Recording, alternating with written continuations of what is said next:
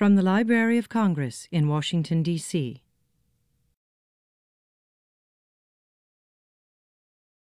One of Carla Peterson's accomplishments in Black Gotham, A History of African Americans in 19th Century New York City, is that she rediscovers and retells some of these forgotten stories. Many of them belong to members of her own accomplished Black family in 19th century New York. Carla Peterson earned her doctorate at Yale, and she is a professor of English at the University of Maryland at College Park. Her scholarship is focused on 19th century women and African American orators and authors. This is her third book.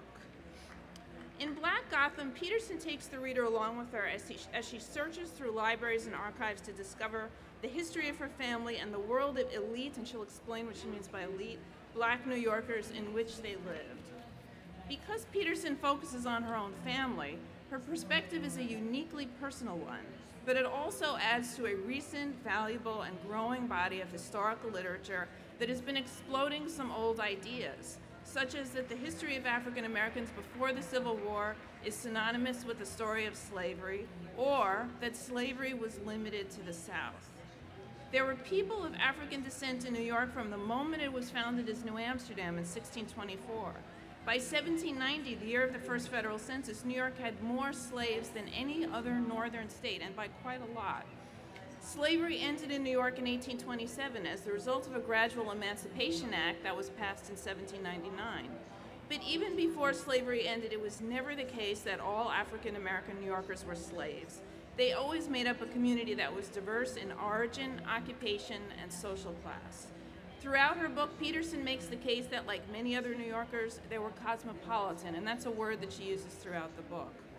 The city was full of Black sailors who had traveled through many ports, and refugees from the Haitian Revolution shaped New York's culture just as they did in Charleston and New Orleans. Much later, in the 20th century, Peterson's aunt was among those African Americans who found a haven in Paris. By the 19th century, middle-class African Americans in New York, including Peterson's ancestors, were embedded in the life of the city. They had also created their own worlds in Manhattan and Brooklyn, in offices and factories, benevolent fraternal and cultural organizations, neighborhoods, schools, and churches. They also suffered. Black men struggled for the right to vote. Of course, no women could vote in the 19th century. They lacked full access to education in many occupations, and they were periodically subject to racial violence, such as the horrific Civil War draft riots, which Peterson chillingly describes. But as Peterson tells it, their story was much bigger than any of the hardships that were imposed upon them. And now I will turn the stage over to Professor Peterson so that she can tell you the story herself. I'm very proud to introduce Carla Peterson.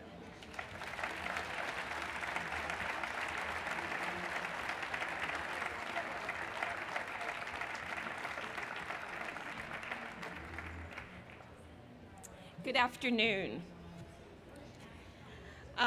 It's a pleasure for me to be here, and I'm going to start my talk with a quote from the author who started this book festival yesterday morning. That, of course, is our beloved Toni Morrison. So, in Beloved, Morrison writes, at one point in the narrative, Denver was seeing it now and feeling it through Beloved. And the more fine points she made, the more details she provided, the more Beloved liked it. So she anticipated the questions by giving blood to the scraps her mother and grandmother told her, and a heartbeat. Denver spoke, Beloved listened, and the two did the best they could to recreate what really happened, how it really was, something only Setha knew because she alone had the mind for it and the time afterward to shape it. So I start my book with this quote. It's the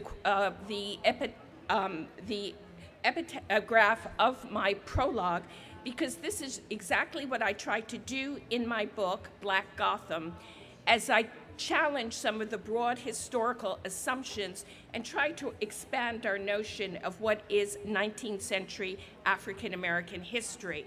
So to repeat some of the things, the wonderful summary that Julie just gave, One of the main agendas of my broader historical project in the book is to emphasize that the African American history in the 19th century is not just one of Southern slavery, but there are, in fact, free Black communities, some in the South, but mostly in the North. That when we talk about 19th century Blacks in New York City, we are not, and I repeat, not talking about Harlem. Harlem at that time was pretty much of a cow pasture. But we are talking about Lower Manhattan, where if you know anything about the history of New York, that is where New York's population started, in Lower Manhattan, and then branched out. And the 19th century elite, which as Julie mentioned, is, I insist, cosmopolitan. So I think we're going to hear about cosmopolitanism in the next talk, and you will all be familiar and conversant with the idea of the greatest Americans in Paris. But what I want to emphasize is that even 19th century Black New Yorkers were cosmopolitan in their own way. So, but what I decided to do when I thought about writing this book was to try and give this history of Black New Yorkers in the 19th century through my own family's history. And that I wanted to find their memories, not mine, because I didn't live then, their memories, which, as the Morrison quote says, are scraps. You only have scraps. And tried to put together some of these memories to give them, again, as Morrison says, blood and a heartbeat, and to create a history out of it. And I think it's particularly important for African Americans for us to recreate our 19th century family histories, because this was, after all, a period when African Americans were not supposed to have families, right? We did not know about love, we did not know about intimacy, we didn't know about the ties that bind, so why should we have families? Families in the South in slavery could be torn apart. So there's something, I think, very unique about the recreation of African American families. The problem that I faced, however, is that I started out with nothing. I didn't even have any scraps. I had really nothing. So I had to go to the archives and find out and rummage around the New York archives to find the scraps to put together to make a story. So that if you read my book, you'll see that it unfolds actually on two levels. The first is my hunt in the archives, where I go, what I find, what I don't find, and the second is the putting together of the story. For those of you who know anything about New York, you know that our primary archive is at the Schomburg up in Harlem. So that's where I started. And I was very lucky in that right off the bat, I found two obituaries of my great-great-grandfather and my great-grandfather. So when I give talks, many of times I have family tree. There were just too many, I figured there'd be too many people to provide, you know, a couple hundred Xeroxes of my family tree. So you might get a little confused, but the name of my great-great-grandfather is Peter Guignon. The name of my great-grandfather and his son-in-law is Philip White. And I found them their obituaries immediately. And just to give you a really brief thumbnail sketch, my great-great-grandfather, Peter Guignon, his parents came from Haiti. His father was a white man, his mother Black. They were certainly not married, so maybe she'd been a slave of his. Peter was born in New York in 1813. He went to an African free school, a public school, a charity school called the Mulberry Mulberry Street School, which I will come back to later in a bit.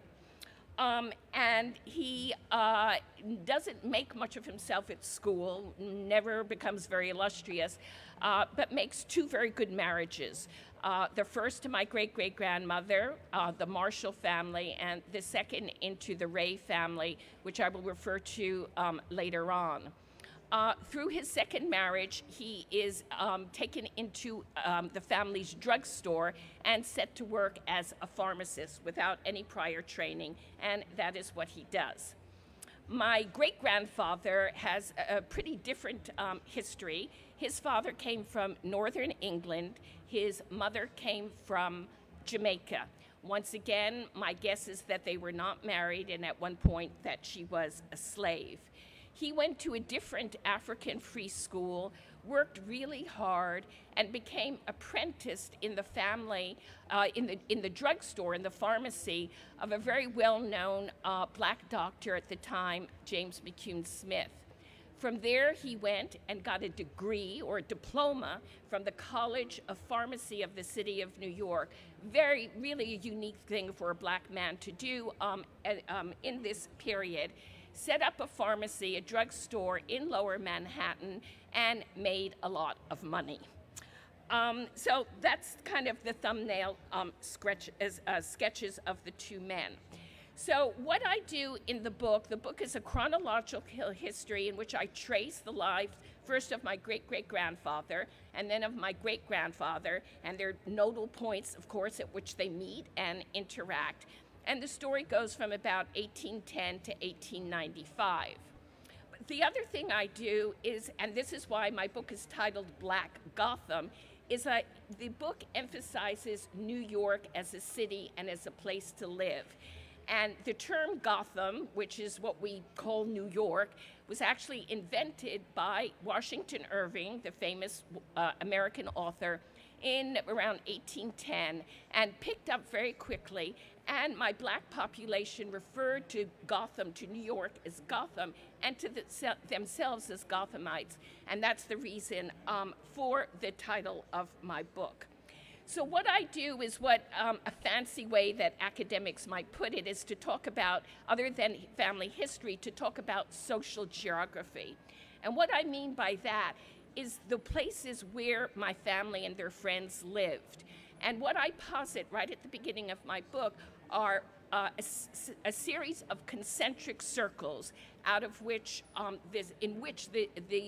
this group of black New Yorkers lived and more or less thrived. So I'm going to go through the circles now, and then I'm going to focus, we'd be here all afternoon if I focused on all 5 of them, so I'm only going to focus on a couple. So the first would be the social circle, this elite, educated social circle that lives in Lower Manhattan and later in Brooklyn. The second is what we commonly call the black community.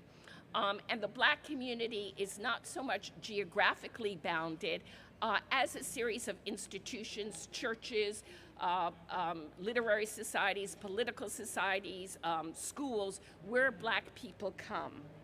The third then, and if you're into numbers, in 1840, the number of black inhabitants in the antebellum, the pre-Civil War period, peaks at 16,400 out of 313,000, and then it slowly declines to 12,500 out of 814,000 in 1860. After the draft riots, there are even fewer blacks, and it's only after the Civil War that the numbers start to go up.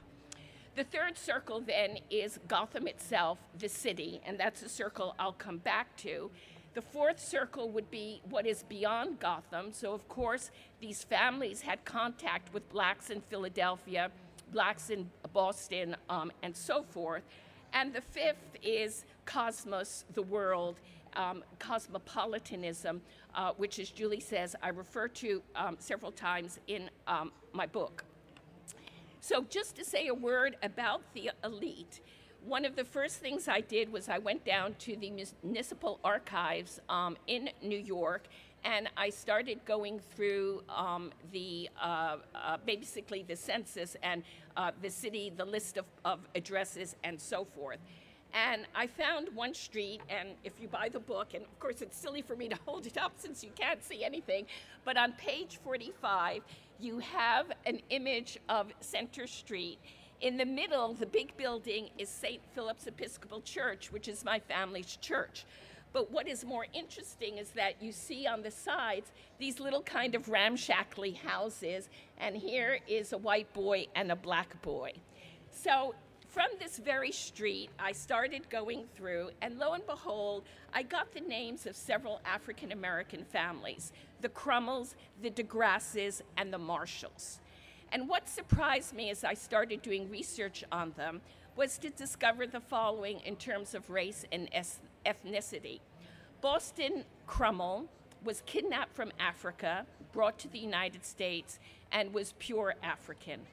The woman that he married, Charity Hicks, was a mixed race woman descended from the Quaker family, the Hicks Quaker family. The Degrasse family, George Degrasse, was the adopted son of the French Admiral Count Degrasse, adopted from Calcutta, India. And his wife was of mixed Moroccan and Dutch descent.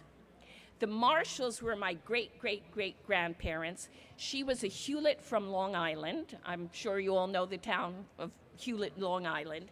And her husband came from Maracaibo, Venezuela. So they are cosmopolitan from the get-go. They come from all quarters of the globe, and they know that. So moving on from there, what they do is they form community associations. These are the institutions that make up the Black community. Primary among them is schooling. Education is, you could consider my book to be an tract for education, right? No Child Left Behind in the 1820s. And basically, the first and most important school was the Mulberry Street School, which my great-great-grandfather attended. And I'm going to list a bunch of names of really eminent, prominent, and Black New Yorkers. And I want a show of hands if you've heard of them, okay? James McCune Smith. 2 people. 3. Oh, good. Okay. Doctor, physician, man of letters, social activist. I could go on and on. Alexander Crummell. Great Black Episcopal theologian, wrote extensively, lived in Africa for about 20 years. Without Alexander Crummell, there would be no W.E.B. Du Bois. Who's heard of Du Bois? Raise your hand. I proved my case. Let's see. George Downing. Okay, famous Black man, moves to D.C. Right after the Civil War. He is the one who runs the cafeteria in the House of Representatives. Charles Reason, very well known in man of letters, and his brother Patrick Reason, a very prominent engraver. So what are the values of these men and their families? Basically, one of them is education, the study of the liberal arts as we know it today, your good gen ed curriculum. The other is the formation of character, character being such an important value in the 19th century. And out of that, the code of respectability. At all times, be on your best behavior. So this hip-hop culture with the low pants and all of that would be totally out in this 19th century crowd. Another element is the acquisition of wealth. One could make the argument that before these men were Black, they were New Yorkers, and it was about making money. And finally, the value of cosmopolitanism.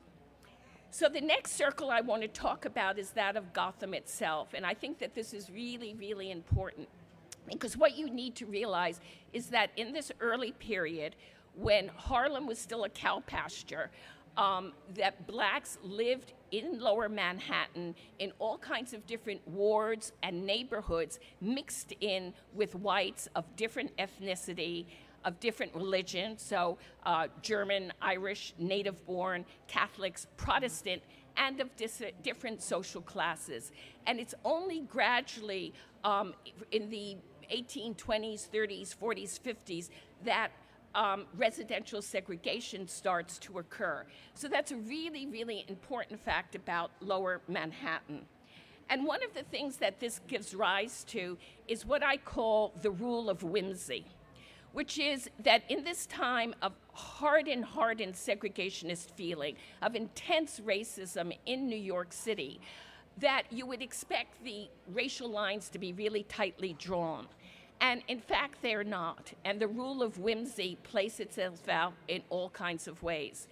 And I get this word, the Rule of Whimsy, from my great-grandaunt, Maricha Lyons, who left a memoir and who talked about transportation and going to school as a child, and how whether she was able to get on the railroad car was left to the whim of the conductor. And so this whimsy plays itself out in all kinds of arenas.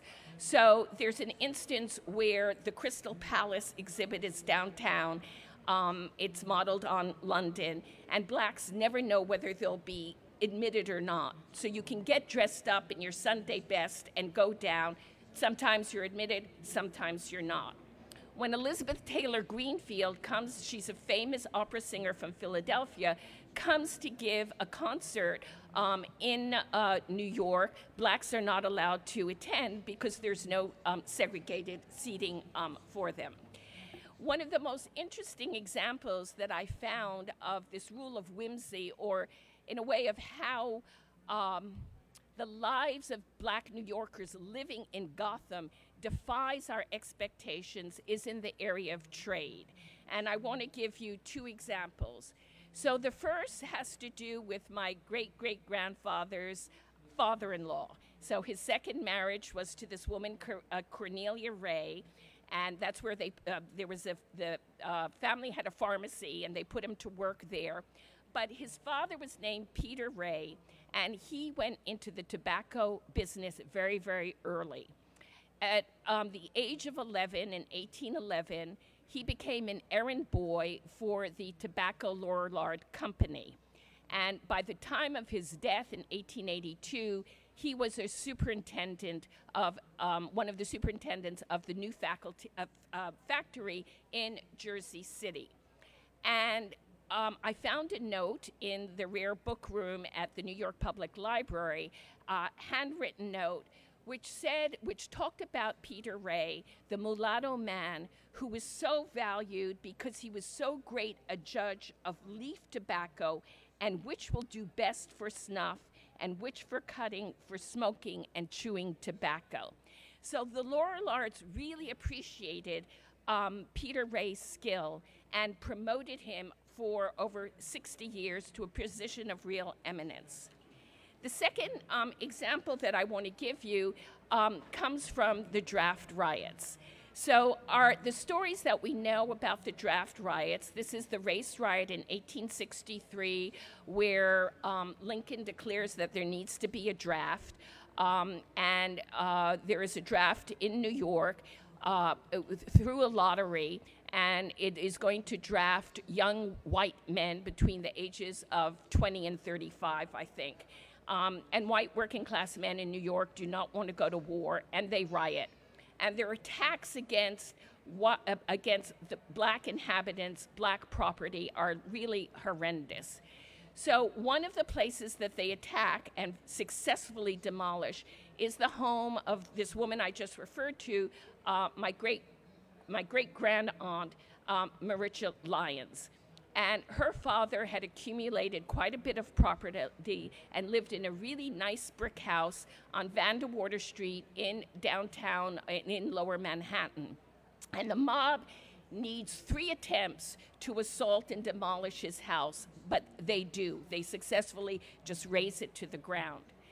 So I found at the Schomburg a little note in which a sergeant, a police officer, writes to Lyons, Albro Lyons, and says, I'm really sorry about what happened. I can't safeguard you or your family anymore. Meet me at said drugstore at 3 p.m., and I will conduct you to safety. And my guess is that drugstore, the only one that's nearby, is that of my great-grandfather, Philip White, who lived a few houses down from the Albro Lyons family on Vandewater Street, and neither his house nor his drugstore were attacked in the least bit.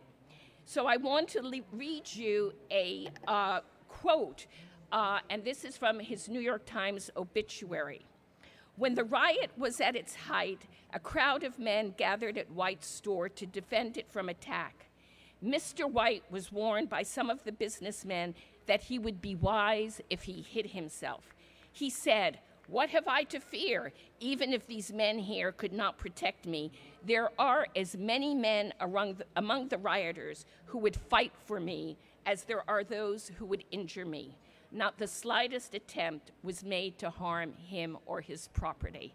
And that, to me, is just a really amazing story that really defies what we think of when we think of race relations in New York City in the 1850s and 1860s. And I think that what happened here was that Philip White, before he was black, before he was a Gothamite, he was a neighbor. He had put down roots in the neighborhood, gotten to know people. He made out prescriptions for free. The neighborhood had become largely poor and Irish. He gave out prescriptions for free if people couldn't pay. He gave money, he gave clothes, he gave books, et cetera, et cetera. So this, I think, is another interesting story that needs to be told.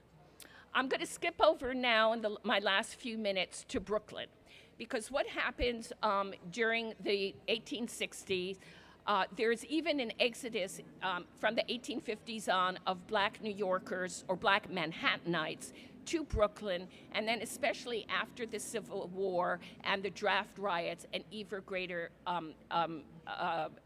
exodus. So you need to think, I'm going to be talking about Brooklyn in the 1870s and 80s. So think of Williamsburg, Brooklyn, which is where a large majority of blacks went. Again, a mixed neighborhood, but this is where blacks clustered.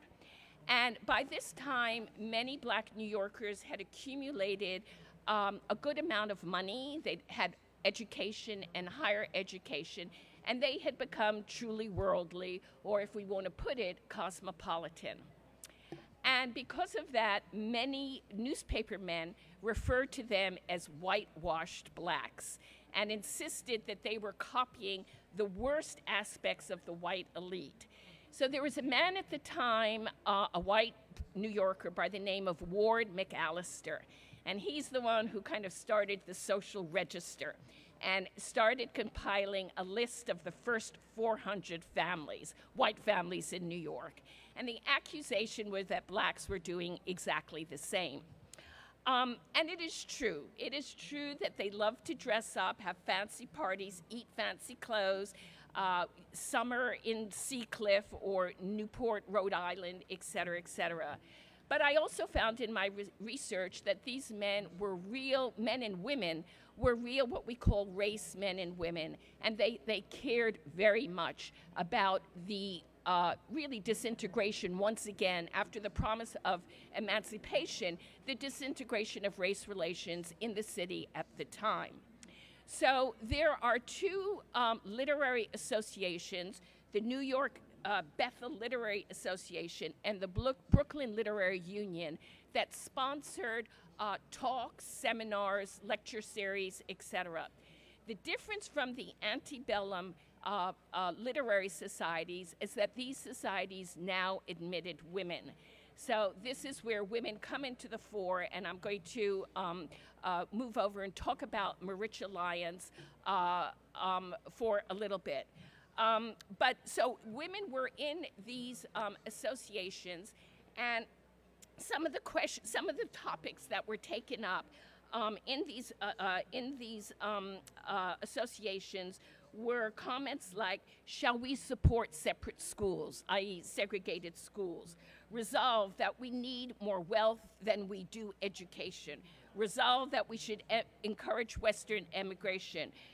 Labor is a greater power than capital. That we know no party a debt of gratitude. That we need industrial more than academical education.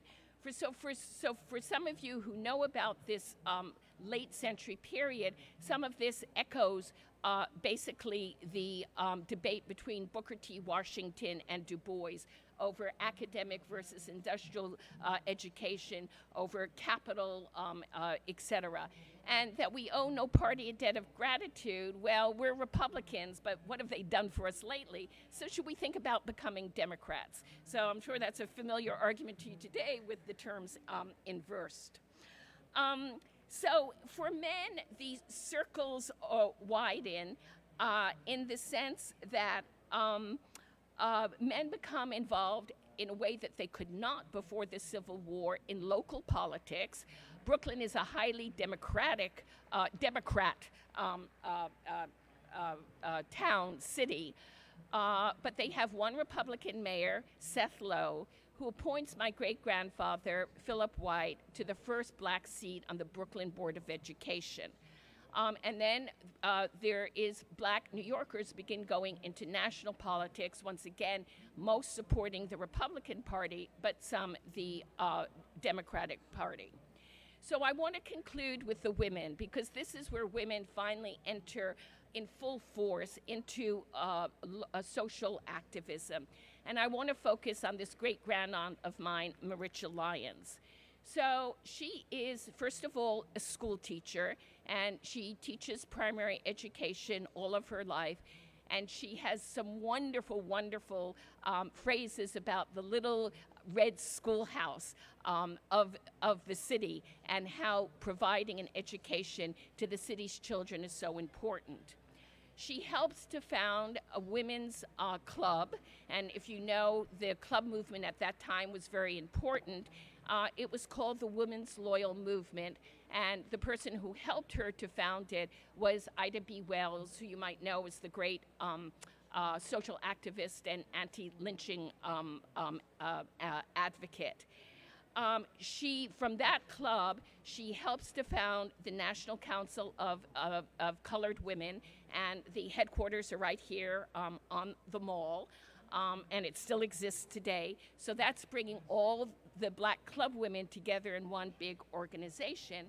And the last thing she does is become a member of the King's Daughters. So I want to just quickly get this in because it was an organization I knew nothing about.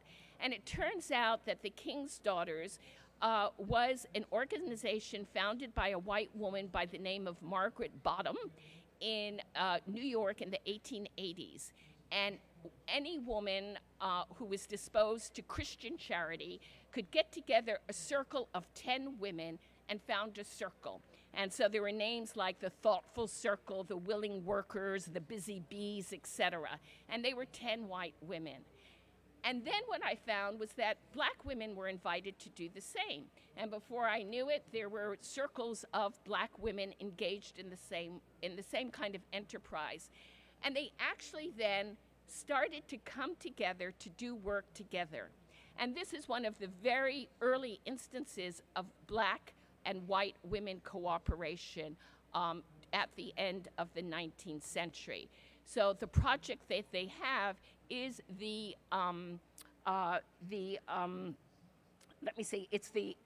Zion Home for the Aged in Brooklyn, which was a home for aged black people. And so that, to me, was just a wonderful example of the beginnings of interracial cooperation. So I want to finish by just reading from the end or the beginning of my epilogue, which shows, I guess, another aspect of social geography, and this is the cemetery.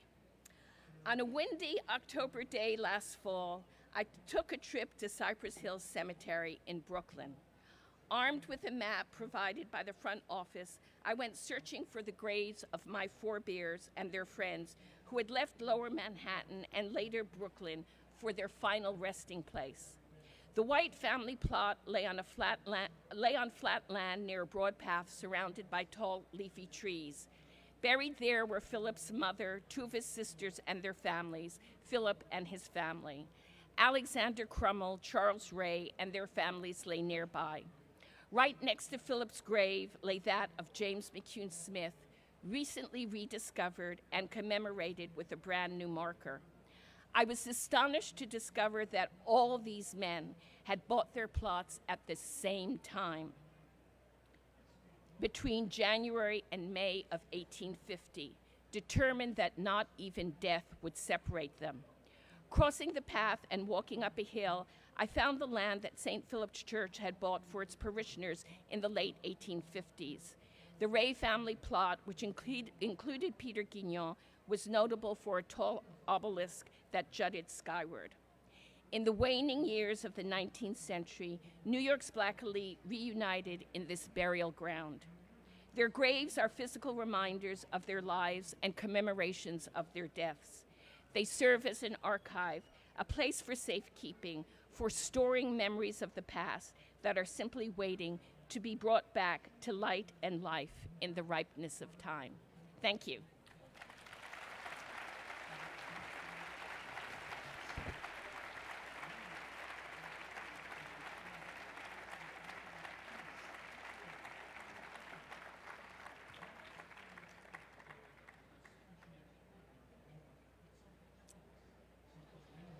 So I'd be happy to take a couple of questions. Yes.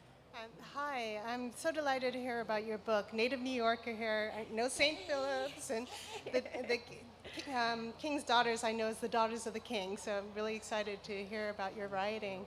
I was made aware of the draft riots in high school quite accidentally doing research.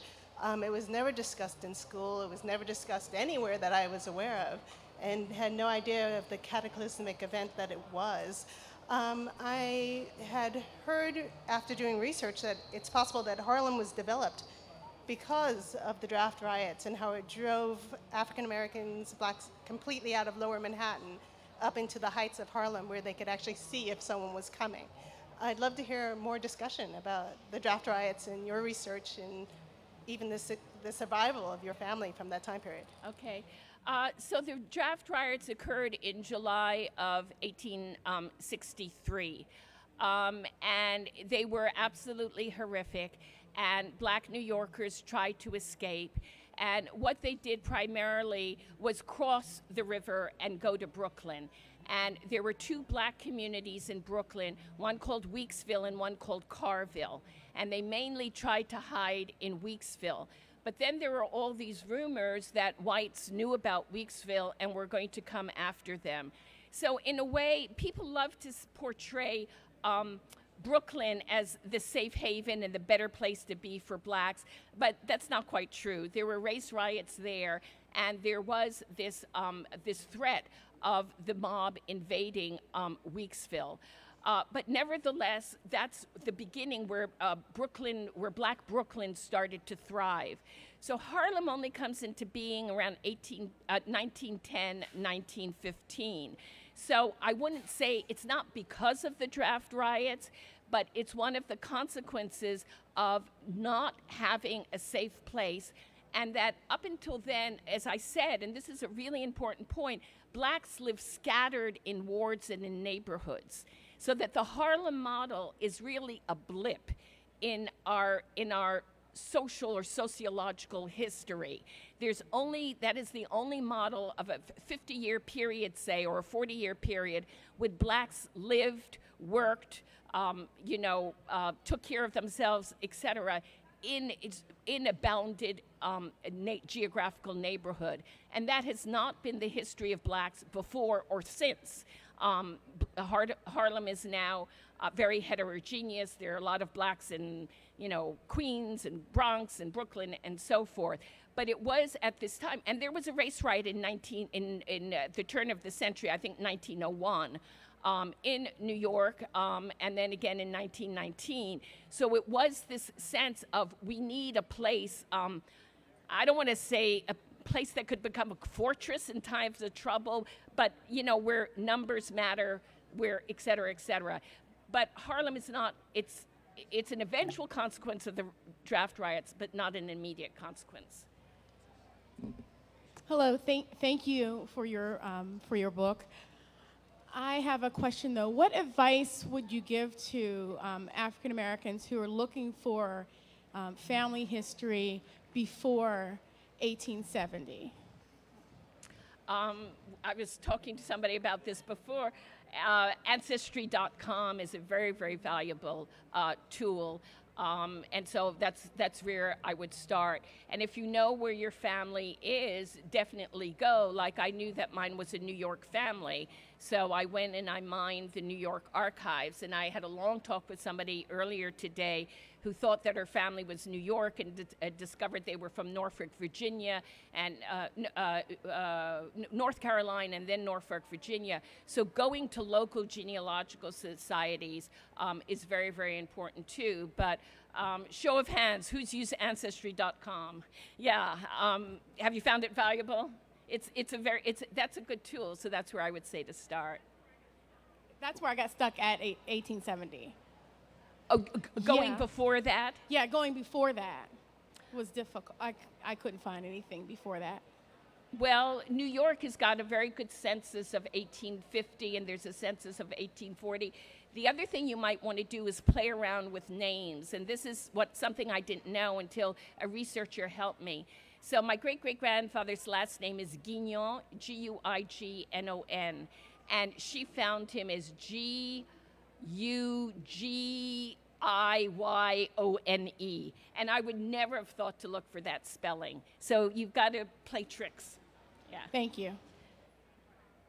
You mentioned McCune Smith, and you mentioned Charles Ray as well. Both of these men were very vigorously active in the anti-slavery movement, and Ray's part of the Underground Railroad. And I wonder whether you were able to ascertain what roles your particular ancestors might have played in the pre-Civil War, the antebellum anti-slavery movement. Yeah, okay. One's a great story and one's not a great story, but I had to write about it in the book.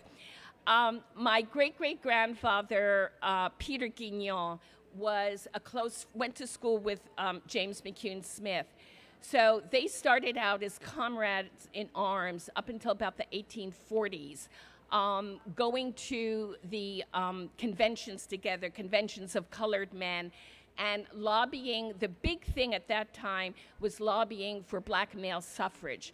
Black men had been allowed to vote in New York State until 1821, and then a constitution, an amendment to the Constitution imposed a very heavy poll tax on blacks, so they couldn't. So blacks were very much driven to get back the right to vote, and I think that accounts in part for their desire to make money. I mean, they were New Yorkers, they wanted to live well, but they also needed to be able to pay that poll tax. In 1850, so I think that, I have 2 minutes left, okay. My great-great-grandfather kind of disappears in the 1840s, and I think it must have been the death of my great-great-grandmother and, personal stuff. He reemerges in the 1850s on the, with the abolitionists at the time of the passage of the Fugitive Slave Act. And he's there with the James Hamlet case, the first fugitive in New York, and he's very active.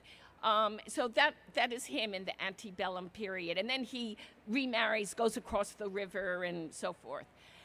My great-grandfather, Philip White, I found in the newspapers and also in the vestry minutes of St. Philip's Episcopal Church a good deal of dismay on the part of James McCune Smith and George Downing about how my great-grandfather was not anti-slavery, was not an activist, refused to support fugitive slaves from the Fugitive Slave Act, and might have even been pro-slavery because he refused to speak out against the Kansas-Nebraska Act. And I did not want to put this in my book. I really did not. And I really have a hard time explaining it. I speculate in my book. I suggest that because his father was a white man, a Britisher, died when Philip was 11 or 12, but Philip had those 11 or 12 years with him, unlike James McCune Smith and his white father, unlike other men and their white fathers, Peter Guignon, that his father might very well have told him, be a man, be the best you can, take care of yourself, and these social causes are not yours. But then I found in 1886 an account in a Brooklyn newspaper. some nosy Parker white journalist was going around trying to interview black New Yorkers and find out why they'd become wealthy and prominent and so forth. And they finally got to Dr. White. And they said he holds things pretty close to his vest, and we really couldn't interview him. But in talking to others about him, they're all so happy that he's now exhibiting a progressive spirit. And so then when I started to look, in the 1860s, there is a real change in Philip White, and he really gets it. And he gets onto the anti-slavery cause, the civil rights cause, etc. And I think it was the Civil War and the idea of all blacks becoming equal, you know, of the passage to come of the 13th, 14th, 15th Amendment. That was so all-inclusive. It wasn't just about slaves down south, but it included all blacks, and so that he was then able to get onto that bandwagon. And then in the 80s and 90s, I mean, he's on the Brooklyn Board of Education. He insists that Brooklyn desegregate its schools, and he succeeds. So I do talk about it, but it was difficult. It was difficult.